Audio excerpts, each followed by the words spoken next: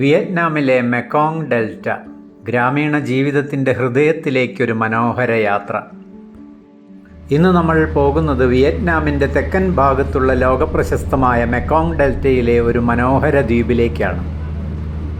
വിശാലമായതും ആഴമേറിയതുമായ Mekong നദിയിലൂടെ കേരളത്തിൽ നിന്ന് വന്ന ഞങ്ങളുടെ ഗ്രൂപ്പിന് മാത്രമായി ലഭിച്ച ഒരു ബോട്ടിൽ യാത്ര ചെയ്താണ് ദ്വീപിലേക്ക് പോകുന്നത്. ഹയാദിസ് ടൂർസ് ആൻഡ് ട്രാവൽസ് MD ശ്രീകുമാറും വിയറ്റ്നാമീസ് ഗൈഡ് ഫു ഞിയും ചേർന്ന് വെൽക്കം ഡ്രിങ്ക് നൽകി ഞങ്ങളെ സ്വീകരിച്ചു.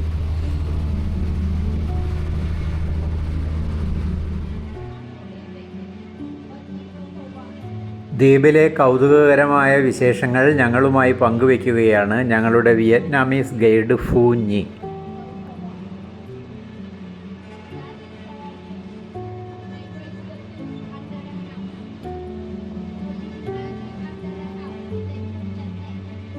ദ്വീപിലെത്തിയ ഞങ്ങളെ വരവേറ്റത് പരമ്പരാഗത വേഷം ധരിച്ച വിയറ്റ്നാമീസ് സ്ത്രീകളുടെ മധുരമായ നാടൻ പാട്ടായിരുന്നു.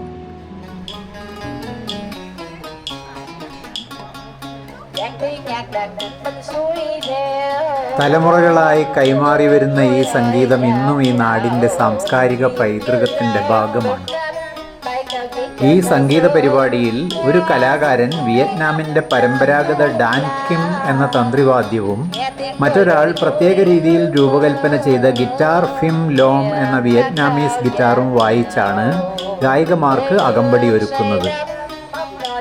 ഫിം ലോങ് ഗിറ്റാർ വായിക്കുന്ന കലാകാരൻ്റെ ഇടതുകാൽ കൊണ്ട് വായിക്കുന്ന താളവാദ്യം സോങ് ലോങ് ആണ് സംഘത്തിന് കൃത്യമായ താളം നൽകുന്നത്. ഈ 3 വാദ്യോപകരണങ്ങളുടെയും മാധുര്യമാണ് മെക്കോങ് ഡെൽറ്റയിലെ പരമ്പരാഗത ഡോൺ കാ ടായ് ടൂർ സംഗീതത്തിൻ്റെ ആത്മാവ്.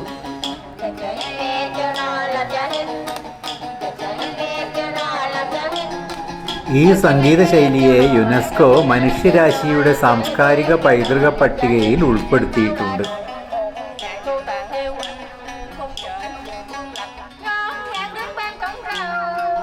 വിയറ്റ്നാമിൻ്റെ സംസ്കാരത്തെയും സംഗീത പാരമ്പര്യത്തെയും അടുത്തറിയാൻ ആഗ്രഹിക്കുന്നവർക്ക് ഈ സംഗീതാനുഭവം തീർച്ചയായും മറക്കാനാവാത്ത ഒന്നായിരിക്കും.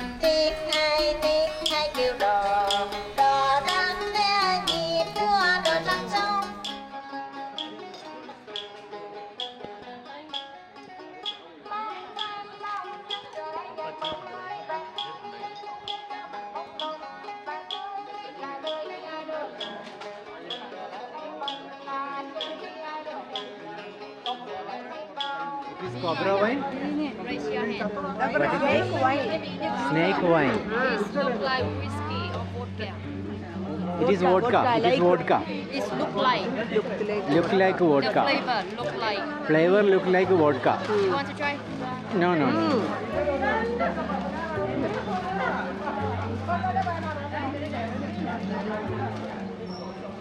This is the coconut wine. Oh, coconut wine is here. Anyone want to try snake wine? യഥാർത്ഥത്തിൽ അരി കൊണ്ടുള്ള ഒരു പ്രത്യേക തരം വൈനാണിത്. ചില്ലുഭരണിയിൽ മൂർഖൻ പാമ്പിനൊപ്പം സൂക്ഷിക്കുന്ന ഈ വൈൻ ഇവിടുത്തെ പ്രാദേശിക ഉൽപ്പന്നമാണ്.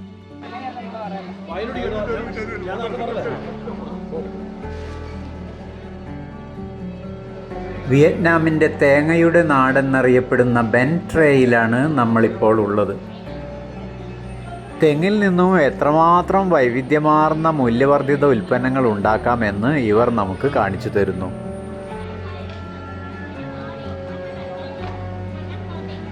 തേങ്ങയിൽ നിന്നുള്ള വിവിധ തരം ഭക്ഷ്യോൽപ്പന്നങ്ങളാണ് ഇവിടെ പ്രദർശനത്തിനും വിൽപ്പനയ്ക്കും വെച്ചിരിക്കുന്നത്. ഇവിടെ നിർമ്മിക്കുന്ന കോക്കനട്ട് കാൻഡി ലോകമെമ്പാടുമുള്ള സഞ്ചാരികളുടെ പ്രിയപ്പെട്ട പലഹാരങ്ങളിൽ ഒന്നായി മാറിയിരിക്കുന്നു.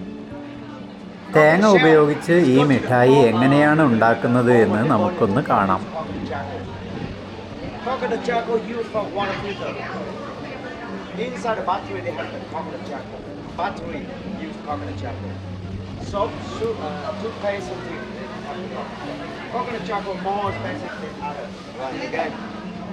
And they have the special spear like this to peel off coconut fiber.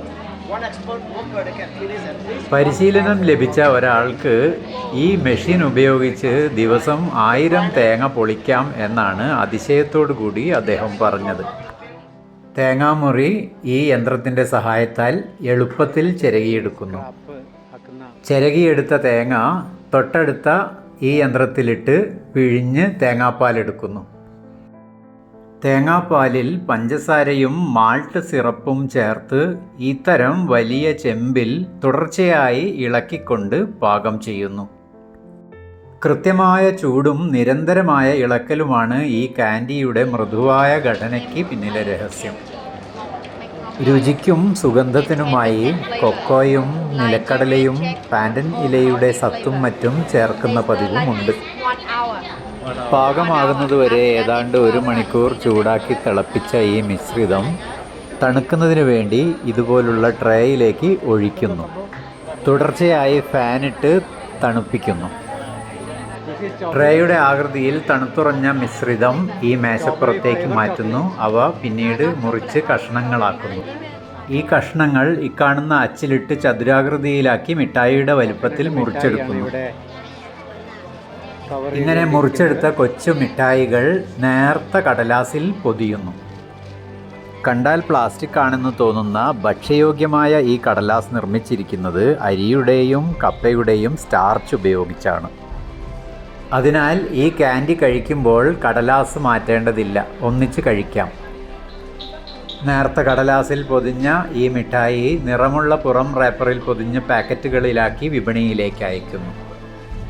ഈ മിഠായി നിർമ്മാണ പ്രക്രിയ കാണുന്നതും ചൂടോടെ തയ്യാറാക്കിയ കാൻഡി രുചിക്കുന്നതും മറക്കാനാവാത്ത ഒരു അനുഭവമാണ്. സന്ദർശകരിൽ കൗതുകമുണർത്തുന്നതിന് ഇതുപോലുള്ള പ്രദർശനങ്ങളും ഇത്തരം കേന്ദ്രങ്ങളോടനുബന്ധിച്ച് ഇവർ നടത്താറുണ്ട്. പലവട്ടം ഇതുപോലെ പ്രദർശിപ്പിച്ച് പരുവപ്പെടുത്തിയതുകൊണ്ടാകാം വന്യജീവിയുടെ സ്വഭാവവിശേഷങ്ങളൊന്നും തന്നെ ഈ പെരുമ്പാമ്പ് കാണിക്കുന്നില്ല. പൂക്കൾക്കും പഴവർഗ്ഗങ്ങൾക്കും പേരുകേട്ട നാടാണ് മെക്കോങ് നദീതടം. അതുകൊണ്ട് തന്നെ തേനീച്ച വളർത്തൽ ഇവിടുത്തെ ആളുകളുടെ ഒരു ജീവനോപാധിയാണ്.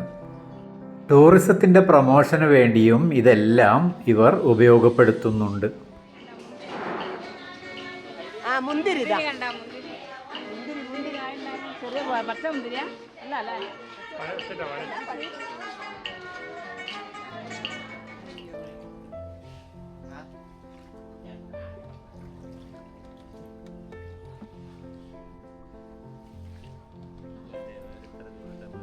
ഇപ്പോൾ ഞങ്ങൾ പോയിക്കൊണ്ടിരിക്കുന്നത് മെക്കോങ് ഡെൽറ്റയിലെ സംബാൻ തോണിയിലാണ്. ഈ തോടുകളുടെ ഇരുവശവും വെള്ളത്തിലേക്ക് ചാഞ്ഞു നിൽക്കുന്ന നിപ്പ പാം മരങ്ങളാണ്. ഒരു കാലത്ത് ആളുകൾ യാത്ര ചെയ്യുന്നതിനും കാർഷികോൽപ്പന്നങ്ങൾ കൊണ്ടുപോകുന്നതിനും ഉപയോഗിച്ചിരുന്ന ഈ തോട് ഇന്ന് മെക്കോങ് ഡെൽറ്റയിലെ ഏറ്റവും പ്രശസ്തമായ ടൂറിസ്റ്റ് ആകർഷണങ്ങളിൽ ഒന്നാണ്.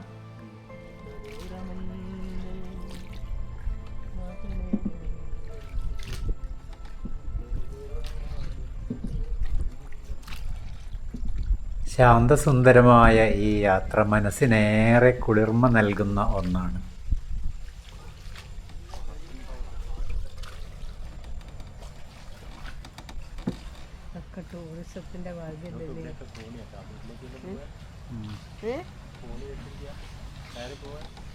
വീഴുന്നവർക്ക് നീന്തിയിട്ട് അവിടെ കയറാലോ, അല്ലാതെ ഇവിടെ സൈഡ് ചവിട്ടിട്ടൂല. സത്യത്തിൽ പനങ്കുലകൾ പറിക്കാൻ വേണ്ടിയുള്ളതാണ് ഈ കോണികൾ. ചതുപ്പ് ഈ ഇവർക്കുണ്ടാവൂല്ലേ നമ്മളെ ഗൈഡിന്. അങ്ങനെ നമ്മൾ തേനീച്ച വളർത്തു കേന്ദ്രത്തിലെത്തി. Tell something about this. Yeah, so here 3 kinds of bees. So first one, the queen bees. I told you already. Yeah. How many eggs they lay per day? 1,000. Yes. How many years they can live, the queen bees? 6 years. Yeah, 6 years. And how many queen bees in the behind? One queen. Only one. Yeah. The second one is the worker bees. Yeah. But do you know worker bees? They are male or female? Male. Male? Are you sure? No. Male? No. Male or female? Female, I think. Actually, 100% worker bees. They are female. They are the girl, Girls. but they don't have ability to have baby. Do you know why? Only queen bees. Everywhere girls are hardworking. That's why these female. Yeah, bingo. Yeah. Perfect. Yeah. One scientist also wondered that question, and he did a study. So we can be lazy always. Yeah, so lady, better We are lazy. going to be lazy. Yeah, And the ladies We are built. woman lazy is better. Work hard, get stressed. Cannot lay eggs like the worker bees. Yeah. Yeah, so that's why women enjoy your life. They Should collect not the, work very hard. yes, they collect the food from outside. Yeah.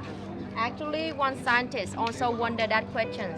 How? The female why they cannot, the worker bees why they cannot lay eggs. And he did study. He studied 50 women in the countryside, 50 women in the city. And after 1 year, Yeah. after 1 year, 90% women in the countryside have baby easily. Around 70% the women in the city have baby. The reason for that, he found because the woman in the city, they have to work very hard. She gets stressed. She work into the office. She gets stressed. So that's why,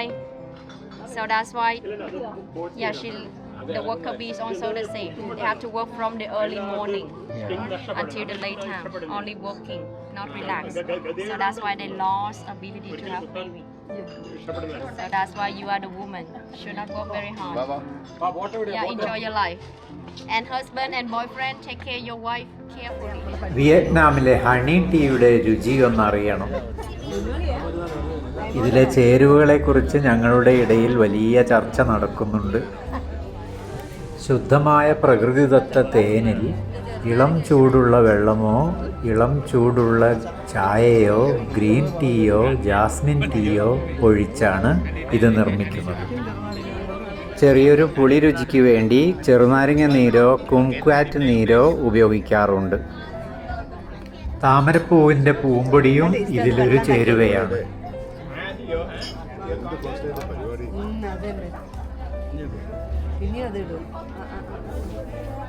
It's a bee pollen, yeah, honey, yeah, comfort, yeah. It's a honey, yeah. ഞാൻ പറഞ്ഞില്ല അതിന്റെ കൂടെ ചായ ഉണ്ട് ആ അതെ It's honey tea. അത് കെടുക്കില്ല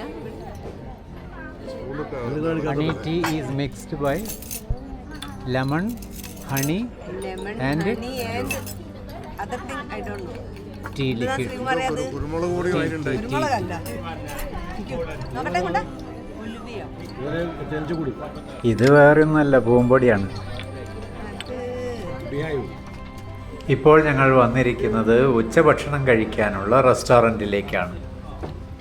ഞങ്ങളുടെ പ്ലേറ്റുകളിലേറെയും കടൽ വിഭവങ്ങളായിരുന്നു. വ്യത്യസ്ത രുചിയുള്ള ഒട്ടേറെ വിഭവങ്ങൾ. അത്ര പരിചിതമല്ലാത്ത വിയറ്റ്നാമീസ് രുചിക്കൂട്ടുകൾ എല്ലാവർക്കും പിടിച്ച മട്ടാണ്. എത്ര കഴിച്ചെന്നറിയാം. ആരെ മുന്നിലാണ് കൂടുതലുള്ള എല്ലാരും തലയും കൂടി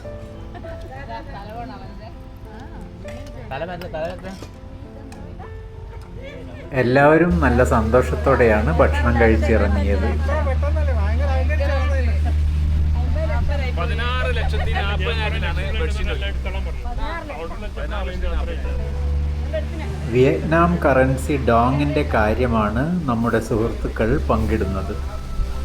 നമ്മുടെ 1000 രൂപയ്ക്ക് ഇന്നത്തെ മാർക്കറ്റ് അനുസരിച്ച് 2,73,000 ഡോങ് ലഭിക്കും. 1,00,000-ൻ്റെയും 2,00,000-ൻ്റെയും 5,00,000-ൻ്റെയും ഒക്കെ നോട്ടുകളും ഇവിടെ സർവ്വസാധാരണമാണ്. ഈ റെസ്റ്റോറൻറ്റും പരിസരവും ഒന്ന് കാണേണ്ടത് തന്നെയാണ്. ലളിതം സുന്ദരം എന്ന പദങ്ങൾ അനുഭവവേദ്യമാകുന്ന കാഴ്ചകൾ. വളരെ മനോഹരമായി രൂപകൽപ്പന ചെയ്ത വൃത്തിയുള്ള പരിസരം, കൂടെ പ്രകൃതിദത്തമായ ശബ്ദം കൂടി ചേരുമ്പോൾ ഇവിടുത്തെ വൈബൊന്ന് വേറെ തന്നെ.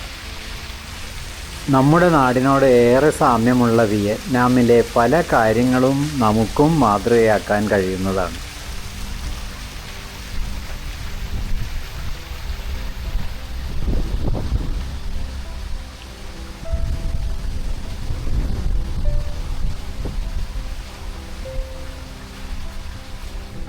Lychee tree.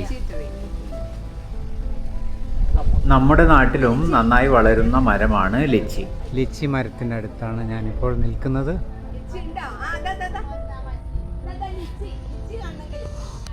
പീരങ്കി ഉണ്ടയോട് സാമ്യമുള്ള ഫലങ്ങളുള്ളത് കൊണ്ടാകാം ബ്രിട്ടീഷുകാർ കാനൻ ബോൾ ട്രീ എന്ന് വിളിക്കുന്ന ഈ മരത്തെ ഇന്ത്യയിൽ നാഗലിംഗ മരം എന്നാണ് വിളിക്കുന്നത്.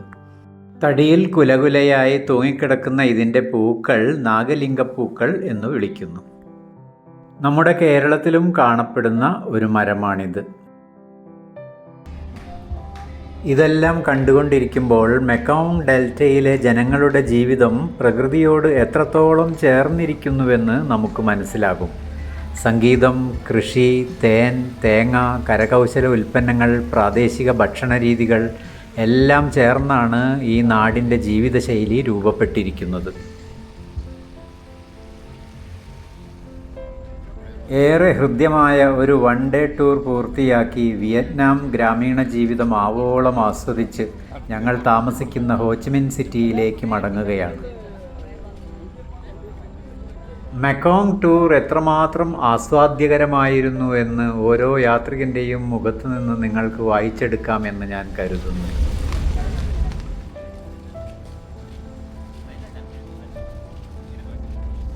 വിയറ്റ്നാം സന്ദർശിക്കുന്നവർക്ക് മെക്കോങ് ഡെൽറ്റയിലെ ഈ ബോട്ട് യാത്ര ഒരു വിനോദയാത്ര മാത്രമല്ല, ഗ്രാമീണ സംസ്കാരവും ജീവിത രീതിയും അടുത്തറിയാനുള്ള ഒരു അപൂർവ അവസരവുമാണ്.